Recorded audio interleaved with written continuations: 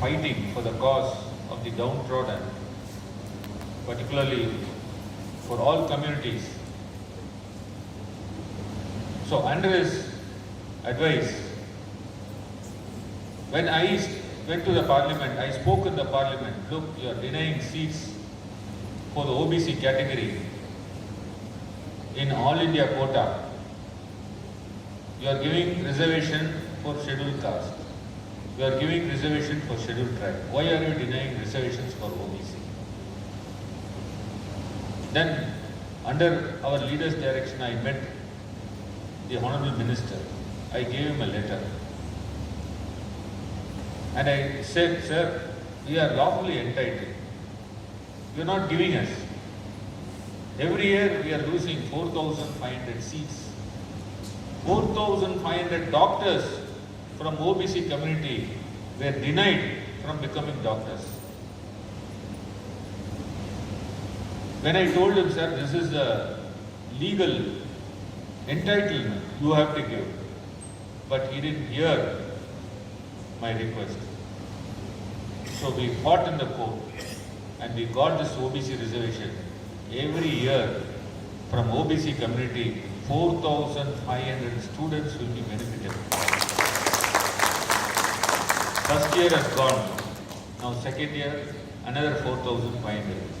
So every year it adds up, and now you can calculate nearly more than 10,000 students are benefited because of this order. Did we get by mere asking, or did the government voluntarily came and gave the seats to us? No. We fought. We fought for our rights.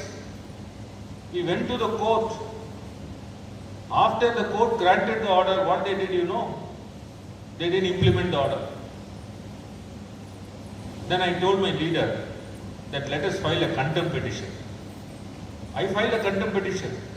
I filed against all the IAS officers, Health Secretary, the Director General of Health Service, and the National Commission. That time the National Commission also came into force. National Medical Commission. We paraded the officers before the court. You know what the court did? Till you implement reservation, don't conduct NEET examination. This was the order passed by the High Court. Then immediately, after 2 days, they came before the court and said, look, we will comply the order. You know, we got this order because of asserting our rights in the court. They didn't come and give voluntarily. But see, EWS, they are given in golden platters. The so-called upper caste. You know who all benefited by that? The population, 2% of population is getting 10%. But 80% of population is getting 27% only. See the discrimination. The discrimination is prevailing everywhere. Even Mr. Karnanidhi said, after we succeeded in getting the seats, 4,500 seats for our OBC candidate, what they are doing now, you know, when a candidate goes in open quota on his own merit and he is given a seat, what these dirty officials are doing, you know, they are counting towards his quota.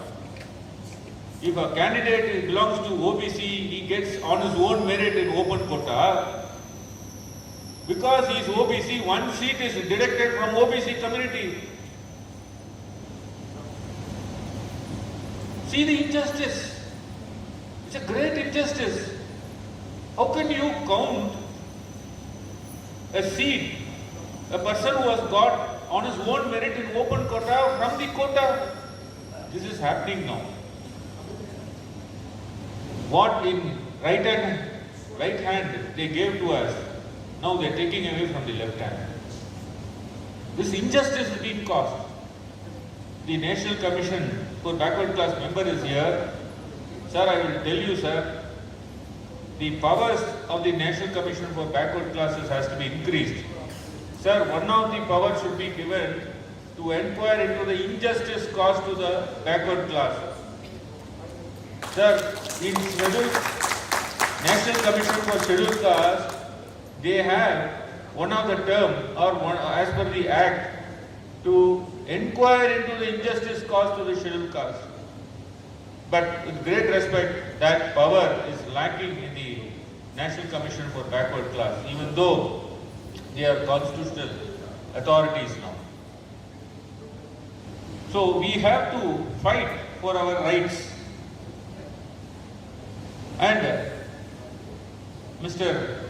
Karunanidhi was telling that all of you have been denied with the reservations. Your children have been denied with the reservations.